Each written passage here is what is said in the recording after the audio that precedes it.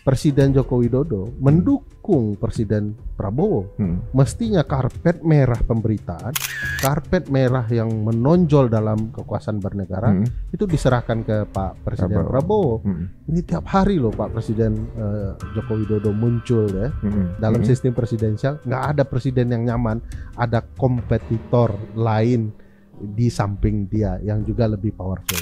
Upaya ini adalah upaya untuk membangun preferensi publik. Orang selalu ada di media, dibaca, dilihat, sehingga orang tidak pernah lupa dia.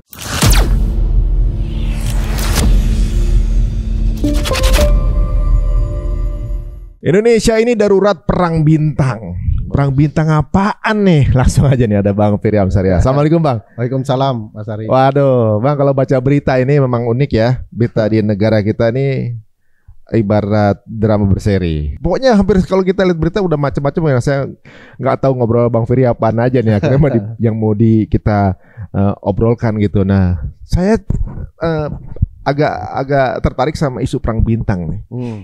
Kan kita lihat di jajaran perbintangan nih sepertinya ada sesuatu perbedaan pendapat atau perselisihan gitu. Ada yang bintang juga ada perselisih sama preman. Ada juga gitu macam-macam nih. Apa aja sih Bang yang jadi ininya nih? Iya, perang bintang ini punya dampak ketatanegaraan dan politik yang cukup luas ya. Dimulai dari peran para purnawirawan TNI. Yang melaporkan kepada Presiden Prabowo bahwa wakil presidennya tidak layak lagi menjadi wakil presiden dan harusnya diganti. Itu siapa yang paling kelihatan? Vokal ya. Paling vokal. Tentu saja ada di sana yang paling vokal itu salah satu dedengkot TNI yaitu Pak Tri Sutrisno ya. Mantan wakil presiden, Kum Panglima TNI kan.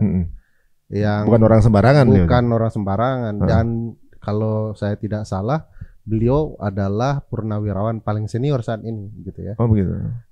Dengan jabatan paling mentereng juga kan. Nah, beliau kemudian tampil vokal ke depan selain ada Pak Fahru Rozi dan Pak Sutioso dan lain-lain itu, yang punya jabatan mentereng juga di TNI. Tentu aspirasi purnawirawan ini cukup mengejutkan, apalagi disampaikan kepada Presiden. Cuman menurut saya ini menimbulkan berbagai ekses yang luar biasa setelahnya. Sebagaimana kita ketahui beberapa hari setelah itu tiba-tiba salah satu panglima gabungan wilayah, saya tidak hafal nama kepangkatan beliau, dipindahkan. Dan kebetulan legend TNI ini adalah anak kandung dari Pak Tri Sutrisno gitu ya. Apakah ada keterkaitannya? Saya kalau boleh nanya, apakah ada keterkaitannya itu ya? Di dalam, apa kebetulan aja atau gimana? Di dalam dunia politik itu tidak ada yang kebetulan. Ada yang kebetulan. Tidak ada yang kebetulan. Dunia hukum tata negara membongkarnya melalui tanggung jawab berupa proses peradilan untuk atau investigasi untuk membuktikan kebenarannya. Tapi di dalam dunia politik tidak ada satupun yang kebetulan. Nah, itu pun kemudian diperbaiki kan oleh Panglima TNI beberapa hari kemudian. Upaya mutasi itu dibatalkan. Dibatalkan Kan pertanyaan besarnya kenapa kemudian ada proses administrasi begitu penting tiba-tiba dibatalkan dalam hitungan hari. Apalagi yang melakukan ini kan tingkatan itu institusi pertahanan kita. Mas Ari bisa bayangkan kalau TNI dalam proses administrasinya terpleset begini, setiap kebijakan diubah dalam hitungan hari. Ini alat keamanan, alat pertahanan kita loh. Kalau ini bisa terjadi perang dan segala macamnya. Nah ini kan ada korelasi bintang yang bicara, purnawirawan, direspon oleh bintang tertinggi, bintang 4 panglima kita, yang dipindahkan bintang 3, lalu ada keributan antar bintang di antara itu. Ada Pak Gatot dengan Hercules, ada Pak Hercules dengan Pak Yayat, gitu, legend juga itu. Nah ini cerita perseteruan para bintang ini, bagi saya akar masalahnya ada di sikap Pak Tri Sutrisno dengan berbagai bintang-bintang yang mengikutinya, yang menghendaki wakil presiden kita diganti. Jadi pola ini yang membuat kemudian berpengaruh kepada bintang 3 tadi. Iya. Dan uniknya Mas Ari direspon oleh Presiden dan orang istana Pak Wiranto, kedua-duanya bintang juga. Oh. Pak Presiden sekarang sudah bintang 4. Ya. Pak Wiranto juga bintang 4 gitu ya. Dan responnya unik Mas Ari. Apa aja tuh? Responnya mengatakan kami tentu saja menerima aspirasi terutama dari para purnawirawan TNI. Meskipun kami tidak melihat bahwa itu adalah kebenaran tunggal gitu ya. Jadi tapi menerima aspirasi kan unik juga ya, Presiden tidak membantah aspirasi itu. Menerimanya, tetapi memang ada apa ya alasnya ya bahwa ini bukan kebenaran tunggal. Nah, kan agak unik ya yang yang mau direspon itu adalah posisi wakilnya sendiri. Nah, karena mungkin bisa terjadi begini, karena berarti kan Pak Tri ini mantan atasan presiden dong, bener gak? Iyalah. Beliau dulunya adalah atasannya presiden dulunya. Ya, secara hierarki. Ya dulu kan beliau sangat tinggi ya Panglima TNI. Ya. Tentu Pak Prabowo waktu itu masih sangat muda. Dan saya pikir ya beliau pasti menghormati sosok Pak Tri Sutrisno ya. Benar. Dan ya bisa kita ketahui lah ending ceritanya bagaimanapun di dalam jiwa Korsa penghormatan kepada senior sangat tinggi kan. Iya. Itu berpengaruh nggak akhirnya dengan hasil keputusan gitu kan, karena yang minta nih beliau hormati gitu. Jadi untuk aspirasi politik tentu saja gagasan atau keinginan dari para senior purnawirawan ini ya boleh-boleh saja. Cuman untuk menyampaikan ke presiden bagi saya motifnya lebih ke politis daripada motif hukum. Kalau motif hukum untuk kemudian mengimpeach wakil presiden harus disampaikan kepada DPR karena DPR yang punya hak. DPR, ada mekanismenya nih. Ada mekanisme. DPR itu punya 3 hak. Hak interpelasi, bertanya kalau ada satu peristiwa kejadian atau apapun permasalahan, dia berhak mempertanyakan kepada pihak-pihak itu. Kemudian hak kedua hak untuk menyelidiki, hak angket namanya. Jadi kalau ternyata ini mencurigakan kita harus selidiki ini. Nah ini hak DPR. Yang ketiga yang paling pamungkas adalah hak menyatakan pendapat. Salah satu dari hak menyatakan pendapat itu yang terkenal adalah hak menyatakan pendapat bahwa presiden dan atau wakil presiden telah melakukan pelanggaran hukum atau tidak lagi memenuhi syarat menjadi presiden dan atau wakil presiden. Mekanismenya di DPR. Tapi harus melalui usulan yang tertulis dan ditandatangani oleh 25 orang anggota DPR dari minimal 2 fraksi yang berbeda. Nah, ada rutenya juga. Ada rutenya. Kalau dihitung-hitung oposisi atau kuasi oposisi yang semi-semi oposisi, partai PDIP itu punya 110 kursi. Usulnya hanya 25. Jadi tinggal 24 orang PDIP plus 1 orang dari fraksi lain. Itu sudah bisa mengajukan usul bahwa apa yang disampaikan oleh purnawirawan perlu diproses dengan usulan DPR menyatakan pendapat bahwa seseorang yang bernama wakil presiden tidak lagi memenuhi syarat menjadi wakil presiden atau telah melanggar hukum. Maksudnya kalaupun dengan jalur rute tersebut pun masih doable. Ya karena mekanisme itu hanya 25 kan? Gitu. Tapi kemudian nanti kan dicek fit and proper test segala macam dari kasus itu ya maksudnya ya. Dari kasus. Fit and proper test bahasa yang tepat untuk publik ya. Tapi bahasa hukum tata negaranya setelah diusulkan nanti akan ada paripurna. Ini proses sangat politis. 2/3 dari 580 anggota DPR menyatakan hadir begitu hadir, dan kemudian 2/3 dari yang hadir itu menyatakan menerima usulan untuk menyatakan pendapat bahwa wakil presiden telah melanggar hukum atau tidak lagi memenuhi syarat. Baru nanti setelah usulan politik di DPR itu supaya ada proses yang fair, maka diajukan ke Mahkamah Konstitusi. Di Mahkamah Konstitusi lah kemudian wakil presiden akan diperiksa, betulkah telah melakukan pelanggaran hukum atau tidak lagi memenuhi syarat menjadi wakil presiden. Tapi ada yang unik kalau sudah sampai di MK itu. Apa tuh? Kan pamannya masih ada. Jadi, saya minum teh dulu. Kalau gitu saya ngopi dulu. Enggak ya. Timbul pertanyaan apakah paman ikut atau tidak.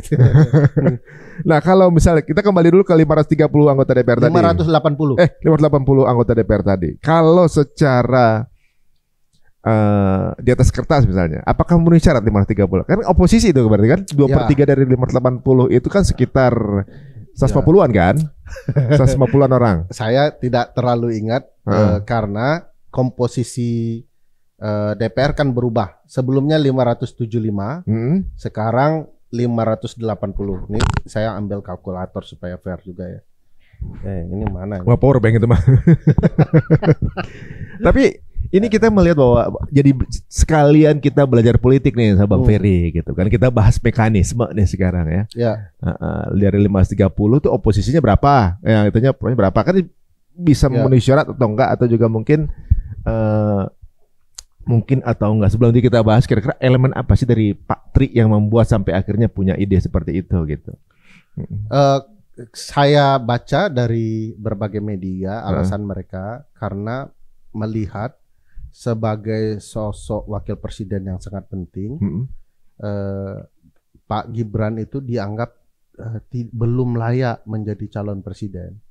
Karena begini, wakil presiden itu memang secara ketatanegaraan itu hanyalah ban serap. Tapi di mana-mana ban serap, Mas Ari, ban serap itu harus kualitasnya sama baiknya dengan ban utama. Sebab kalau Mas Ari bawa mobil, mau berkendaraan jauh dalam bernegara, kalau kualitas ban serapnya jelek, kenapa dengan ban utama, itu perjalanan akan sia-sia. Atau nggak tahan lama. Juga akan punya dampak masalah kan. Ada ban serap tapi tidak berguna. Nah, oleh teman-teman purnawirawan ini dianggap kayaknya ini nggak cocok jadi wakil presiden untuk perjalanan kita yang panjang. Jadi ada soal kepercayaan di dalam itu.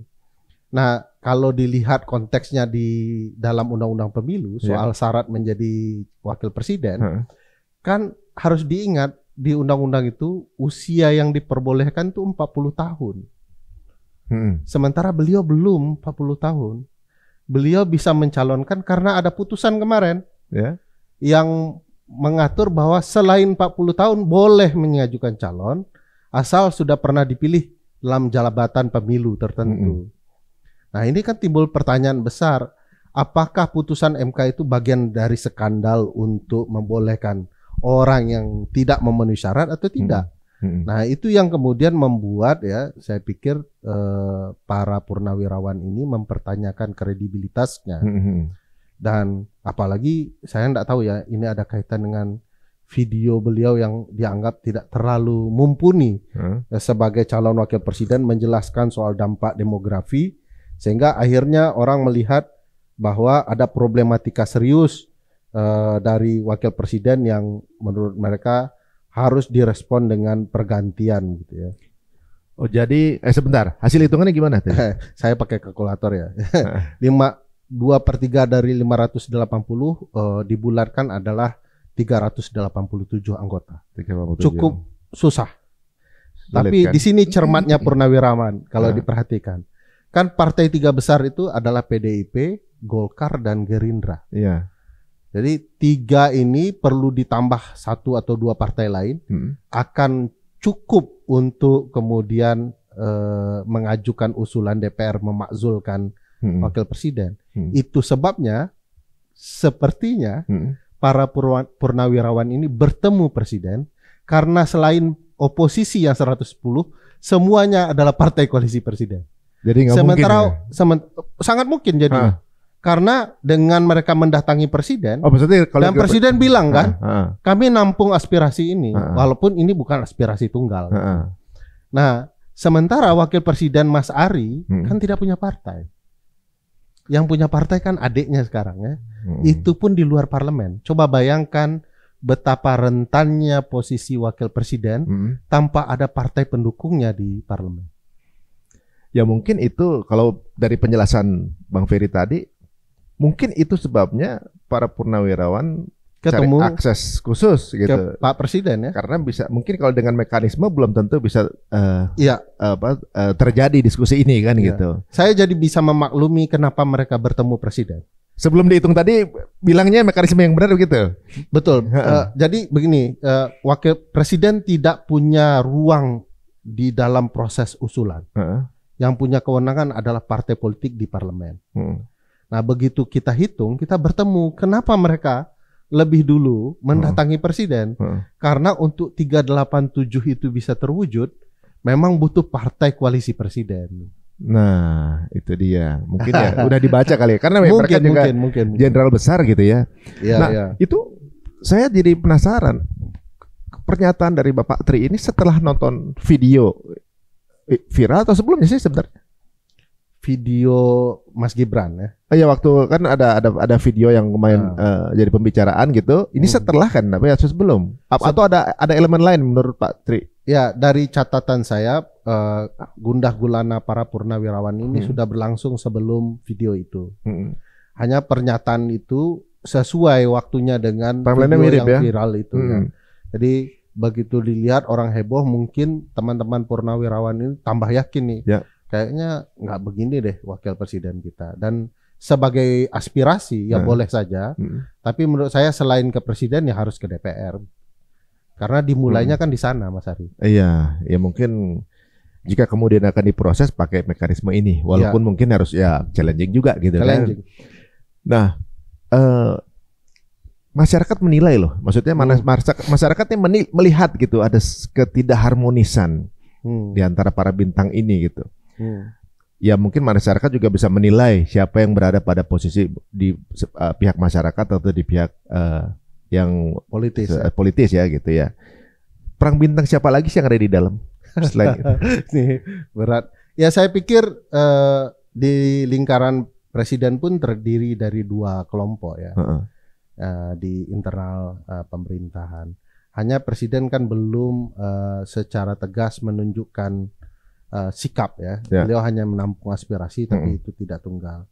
Ya bisa karena beliau tidak nyaman juga dengan wakil presiden, tapi bisa juga karena yang menyampaikan aspirasi kan senior-seniornya kan gitu ya.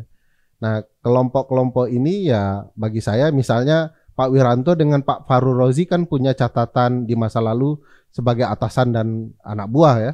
Ini ada korelasinya juga. Nah, sementara ada kelompok yang mungkin orang-orangnya Presiden Jokowi yang tidak nyaman kalau anak Pak Presiden Jokowi diganggu-ganggu kan gitu ya. Nah, potensi ada dua kubu di internal istana juga sangat besar. Kalau sekarang menurut Bang Ferry, Pak Presiden sebenarnya ada dilema berarti? Ya pasti ada dilema ya. Kalau dibilang ada peran Pak Jokowi dalam pemilu kemarin kepada kemenangan Pak Prabowo tidak bisa dihindari karena Pak Presiden ikut campur dalam banyak hal kan, mengerahkan berbagai pihak untuk dalam isu kepemiluan. Dan bagi saya ya Pak Prabowo tentu saja tidak nyaman karena peran dia kan yang paling harus utama sekarang ini. Iya, tidak boleh ada dua matahari kembar dalam kekuasaan. Apalagi ini sistem presidensial ya. Sistem presidensial itu kan kuasa ada di tunggal di presiden. Dia kepala negara, dia kepala pemerintahan. Sementara Pak Presiden Joko Widodo walaupun sudah lengser, sudah jadi mantan, tapi tiap hari Mas Ari nonton berita tentang beliau kan. Selalu ada moge yang datang, ada wisata Joko Widodo, ada wakil menteri yang menyampaikan banyak hal, ada menteri yang menyampaikan he is still my boss, dia masih bos saya, atasan saya gitu kan bahasanya. Ada panglima menengah kepolisian yang datang, ya banyak macam tiap hari, bahkan di titik tertentu bahkan difasilitasi oleh presiden yang berkuasa. Pak Jokowi pergi ke Vatikan kan mewakili Pak Presiden dalam meninggalnya Paus kemarin gitu ya. Jadi 6 bulan presiden berkuasa, tiap bulan kita mendengar berita soal Pak Jokowi. Coba bayangkan. Padahal niat Pak Jokowi pulang kampung kemarin adalah ingin tidur, ingin istirahat. Tapi nggak istirahat juga kan. Berkali-kali kita dengarkan berita beliau ke Jakarta, bawa cucunya kemana-mana. Ini berita juga nih. Ya. Jadi ada juga kasus yang lagi rame. yang dilaporkan soal ijazah kan berita tiap hari. Jadi dalam sistem presidensial, tidak lumrah mantan presiden lebih menonjol dalam pemerintahan dibandingkan presiden yang berkuasa. Apalagi kalau menurut catatan kita, Presiden Joko Widodo mendukung Presiden Prabowo. Mestinya karpet merah pemberitaan, karpet merah yang menonjol dalam kekuasaan bernegara itu diserahkan ke Pak Presiden Prabowo. Ini tiap hari loh Pak Presiden Joko Widodo muncul ya. Dan isunya menurut saya selalu mengarah kepada hal-hal kontroversial. Dalam bangunan ilmu teman-teman politik, upaya ini adalah upaya untuk membangun preferensi publik. Orang selalu ada di media, dibaca, dilihat, sehingga orang tidak pernah lupa dia. Dan ini bagian yang juga janggal bagi saya, apa maunya Pak Presiden Jokowi kalau ingin diberitakan tiap hari, sementara mantan-mantan presiden yang lain sudah enak-enak tidur di rumah, santai-santai, tidak terlalu menonjol di ruang politik, sekali waktu saja mereka muncul. Nah ini catatan saya bahwa tentu saja Pak Presiden Prabowo tidak nyaman kalau ada dua matahari yang muncul bersamaan. Walaupun ya enggak mungkin juga Pak Prabowo ngomong kan Mas Ari, oh saya tidak nyaman, pasti dia bilang ya tidak apa, jangan merusak hubungan saya.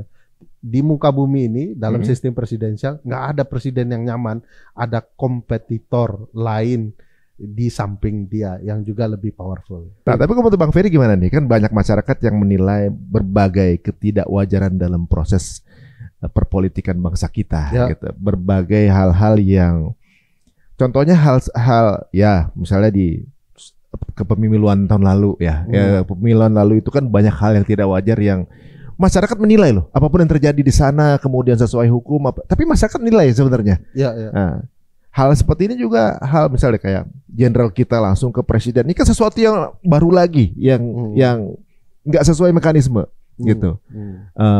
Bagaimana presiden bilang akan diterima aspirasi tapi hasilnya pun beda gitu. Ini hal yang lain lagi gitu. Lama-lama apa kemudian ini kan jadi sebuah normalisasi kalau beberapa hal yang ketidakwajaran ini terjadi kepembiaranan gitu ibaratnya. Sistem yang sudah dibangun, sistem yang sudah dibentuk oleh pendahulu-pendahulu kita untuk menjaga agar sesuai dengan jalurnya, itu kan seperti ada customization gitu, kostumisasi sesuai dengan direkayasa, tailor made gitu ya ibaratnya, disesuaikan. Nah, dan itu diperbolehkan ternyata dalam politik karena masyarakat pun menilai juga, walaupun nggak bisa ngomong, nggak bisa ngapa-ngapain, cuma bisa memantau. Misalnya pun dalam jangka panjang apa sih yang bisa terjadi di masyarakat kalau kita ternyata percuma ada sistem gitu. Ya tentu akan ada kekecewaan publik ya. Masa aturan dibuat untuk dilanggar, diabaikan, direkayasa, dicoba-coba gitu ya. Tentu ada ketidaknyamanan dan perang bintang lalu kekecewaan publik itu bisa berimbas dari ketidaknyamanan bernegara. Kalau yang akan menikmati kehidupan bernegara itu adalah orang-orang yang katakanlah elit politik, ya tentu akan ada kekecewaan dan kemudian mereka merasa tidak nyaman bernegara, ya dia akan mempertanyakan peran negara ya. Misalnya saya selalu mencontohkan negara itu salah satu tujuannya membangun kesejahteraan umum. Pasal 33 Undang-Undang Dasar kan bilang begitu ya. Ekonomi disusun berdasarkan azas kekeluargaan dan kemudian dipergunakan sebesar-besarnya bagi kemakmuran rakyat. Nah, pertanyaan besarnya siapa yang makmur gitu ya? Siapa yang menikmati kehidupan bernegara ini? Kok tidak pernah sampai ke kita gitu ya? Nah, ini sebenarnya imbas dari kita tidak taat kepada undang-undang dasar kita. Imbas kita berundang-undang dasar hanya dalam teks, tidak dalam amal. Nah, akhirnya tertimbul pelanggaran-pelanggaran. Saya ambil contoh kalau mau dikaitkan dengan cerita kita sebelumnya. Kan aturannya bilang harus berusia 40 tahun untuk maju jadi calon presiden. Kenapa kemudian direkayasa? Ini gara-gara kita nggak taat berkonstitusi juga. Akhirnya orang timbul keriuh redahan, keributan, mempertanyakan keberadaan wakil presiden. Nah ini gara-gara kita suka menabrak sesuatu yang pakemnya sudah ada. Nah kekecewaan itu akan terus berlanjut, bukan tidak mungkin ini bisa menjadi bola salju untuk kemudian menggelinding lebih besar dan mengancam keselamatan orang di bawah ya. Kalau bola salju itu menggelinding kian besar kan itu mengancam setiap perlintasan yang dia lewati. Jadi kalau kemudian masalah bernegara ini adalah bola salju masalah, tentu yang akan terimbas rakyat yang ada di bawah. Dan satu waktu masyarakat kan berpikir kita harus menyelamatkan diri kita dari bola salju yang diciptakan para elit politik. Ya, jadi ada perubahan culture ya. Jadi maksudnya kan misalnya gini, kalau kita lihat ya perpolitikan, siapa yang sedang atau memiliki power lebih, itu kemudian bisa mendapatkan kemampuan untuk berbuat lebih. Sekarang kan lagi banyak premanisme nih. Ya. Ibaratnya kayak di mana ada satu investasi besar yang akan menanamkan modal di Indonesia kan cancel kan gara-gara begitu. Ini kan jadi kayak sebuah culture. Dikit-dikit harus ada punya power massa juga gitu misalnya. Kan itu kayak ngebaca sesuatu yang sebenarnya peraturannya gini, tapi nggak bisa karena dia harus ikutin ini karena dia punya power ini. Nah itu berubah culture kan sekarang. Jadi preman banyak di mana-mana nih sekarang. Ya sedang tampil juga kan di TV-TV ya. Ada preman-preman, entah maksud Mas Ari preman berdasi atau preman yang lain ya. Yang jelas publik menilai ini kayaknya preman semua ini begitu ya, dengan berbagai kepentingan yang ada. Tidak hanya preman benaran Mas Ari, ada preman dalam dunia ekonomi yang kemudian orang melihat ini kayaknya mereka semua punya kelakuan yang sama, cuman kostumnya saja yang berbeda gitu ya. Coba digambarkan aja. Ya kita bisa melihat ya di dalam kasus Purnawirawan ada berbagai preman penting ya, yang namanya sudah besar dari dulu. Dari saya kecil sudah dengar ya. Udah dengar namanya. Ada Pak Hercules, ada yang lain gitu ya. Lalu kelompok preman yang lain atau organisasi masyarakat yang lain kemudian disingkirkan karena mungkin pelindungnya berbeda. Kita tahu teman-teman pemuda Pancasila kemarin bosnya digerebek ya di dekat sini rumahnya. Nah ini kan siklus pergantian pemain di dalam ruang ekonomi kita yang luar biasa itu. Selain itu ada juga preman yang namanya Danantara kan bagi saya ya. Semua aset negara bisa dikuasai, diambil, dikelola oleh mereka, dan bahkan ada sikap yang mengabaikan ketentuan hukum yang paling basic ya, bahwa kalau korupsinya dilakukan oleh direksi dan komisaris Danantara itu tidak bisa dinilai sebagai korupsi karena mereka bukanlah penyelenggara negara. Itu preman juga berarti uang negara mereka kelola, tapi mereka segala tindakannya tidak bisa disentuh oleh aparat negara. Bayangkan Mas Ari, jadi di kekacauan yang terjadi hari ini ada preman yang berdasi, white collar crime ya, yang menjalankan kepentingan elit tertentu, dan ada preman yang di lapis bawah mengeksekusi berupa tindakan fisik misalnya. Kita tahulah bahasa-bahasa yang keras sekali di hadapan publik, tidak patut dipertontonkan sebenarnya, dan itu vulgar sekali, saling mengancam ya, antara Purnawirawan TNI dengan preman yang ada itu kan saling menyerang, saling mengancam. Kau pengecut, kau nggak ada guna gitu ya. Kalau yang preman bilang saya tidak takut, saya lawan gitu. Jangan pikir saya akan mengalahkan ini. Di publik itu ya. Di bahasa publik ini apa-apaan republik ini membiarkan bahasa-bahasa ini dipertontonkan ke depan publik, dan kita yang harusnya sebagai publik ya harus menikmati kenyamanan supaya hati kita tidak khawatir menjadi khawatir berlebihan ya. Ya bagi saya memang ini perlu dibenahi, dan sosok yang sangat kuat yang betul-betul harus tampil untuk membenahi ini. Tidak mungkin presiden yang tersandera bisa kemudian mampu tampil membereskan ini semua. Ya. Jadi matahari memang harus tunggal, dan mataharinya harus percaya diri, Dia betul-betul orang yang tahu cara mengeksekusi kebijakan. Bukan yang sekedar pidato dan omon-omon, Mas Ari. Kalau pidato-pidato saja itu memang penting ya, tetapi selain pidato-pidato, presiden harus tahu apa yang harus dia kerjakan. Tapi masih punya harapan itu kan? Saya selalu berharap. Selalu berharap. Tapi tertarik tadi ngomong Dadantara itu. Kita banyak yang mungkin belum teredukasi mengenai hal itu gitu. Bahwa ada beberapa hal yang tentunya juga mungkin bisa ada peluang itu. Tadi kan dibilang Bang Ferry gitu. Apa semengerikan itu gitu. Tapi kan ada KPK kan, ada KPK, ada jaksaan untuk yang kemudian mengawasi proses itu gitu. Mungkin itu.